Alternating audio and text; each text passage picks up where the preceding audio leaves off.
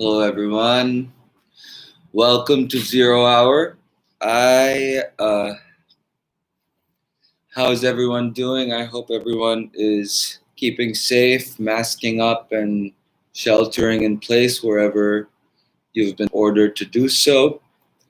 Uh, One of the things about the rule of law in society and people and individual rights all being around at the same time is that we have to weigh the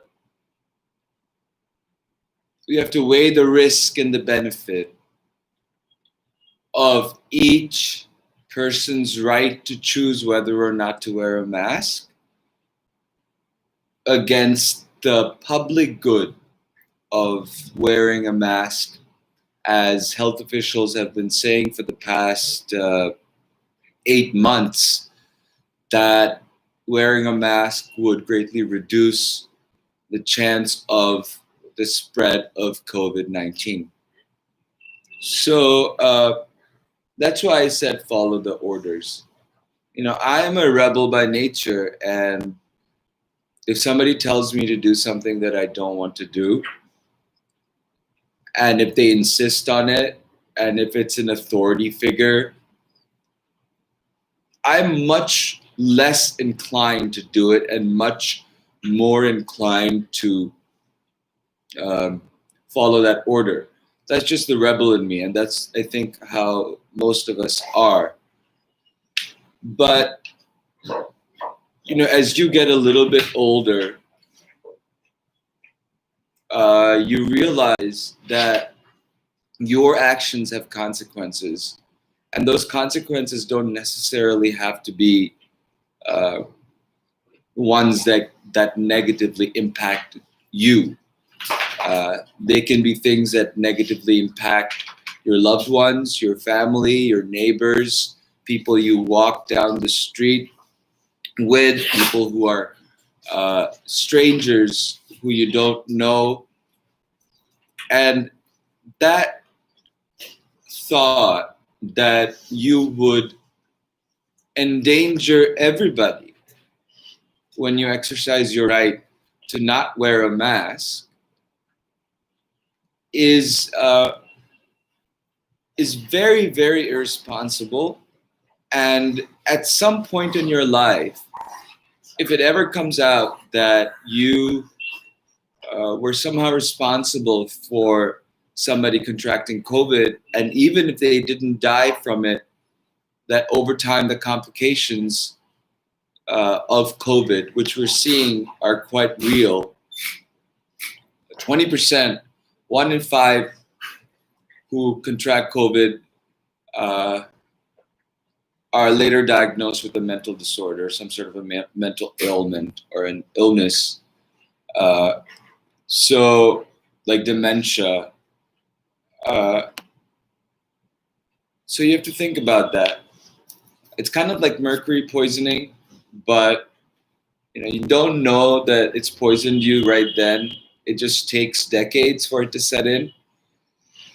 So, and as it sets in, you realize that perhaps how you felt at the time when you were being callous isn't the way that you feel now about others in life. And that'll put such a burden on you that you won't be able to live a happy or a full life no matter what you have.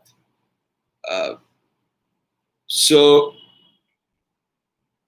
I desperately want every single one of you to not have that emptiness within you as you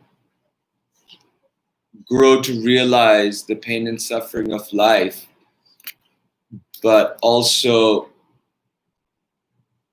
recognize the reality of death and the consequences of everything in between, because there's a lot that happens between life and death. And there's a lot that happens between, black and white. There's just a lot.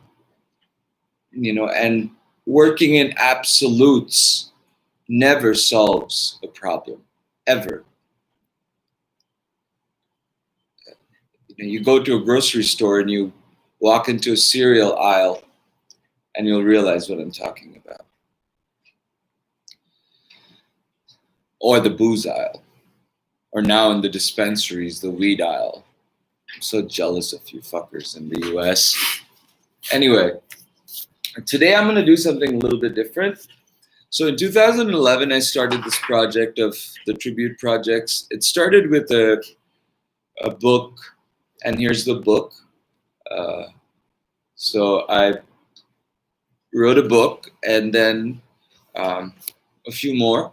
So today what I'm going to do is I'm going to read a piece that I wrote in 2011 from the book. The book was in form of essays and poems and just diatribes between me and a dead man. So it's kind of like an existential dialogue beyond the grave dialogue with this person's biography, Dr. Sam Steward, who was an incredible human being. So on the 25th of October, 2011, I wrote this. The name of this short essay is Fiddle Rhyme. Dear Mr. Steward, I do not fear death. It came to me in my dream some time ago.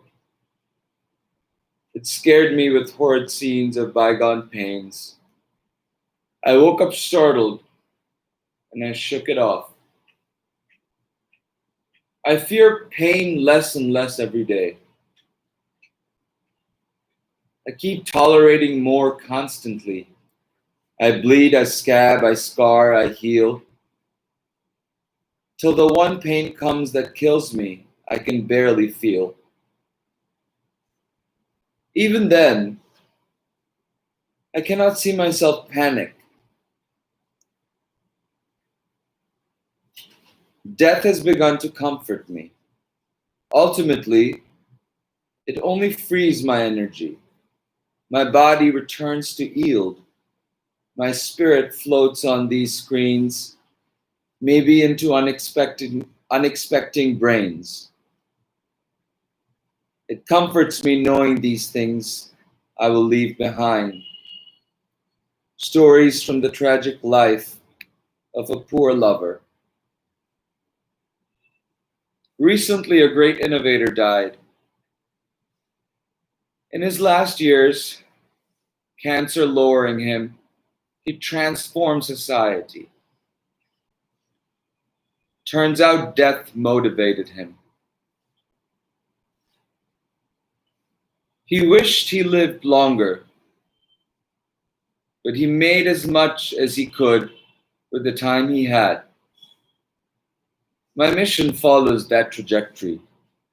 It drives me, this finite existence, to dream big.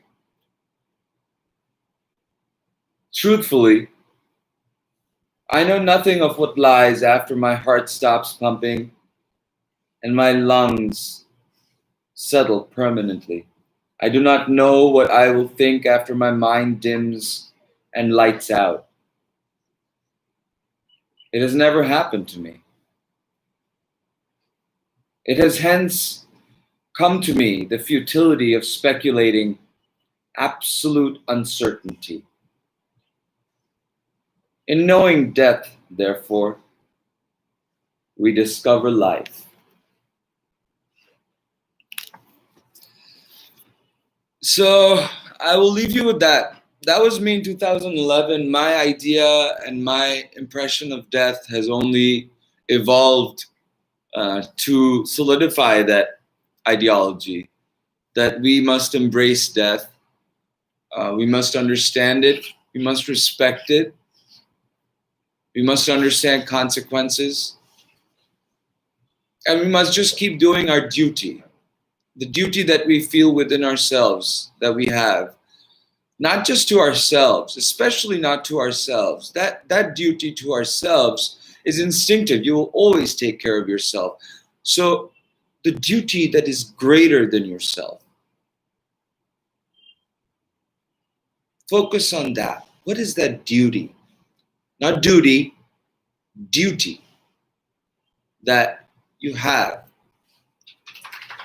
that you were manifested onto this existence for. There is something. Every single blade of grass has a purpose. So I implore you to find it. I implore you to embrace it and explore it and practice it. And don't look to what death may bring or may not bring or may free or may encumber. It'll come for us all. Welcome it when it comes. And the only way to do it is with the satisfaction of knowing that you have done what you were meant to do in this life that you were given. Thank you so much, everybody who watches, everybody who's made comments, who's subscribed. My only mission in life is to reach out to you and connect and show you these connections and make life just a little bit easier in these trying times. So thank you, and bye-bye.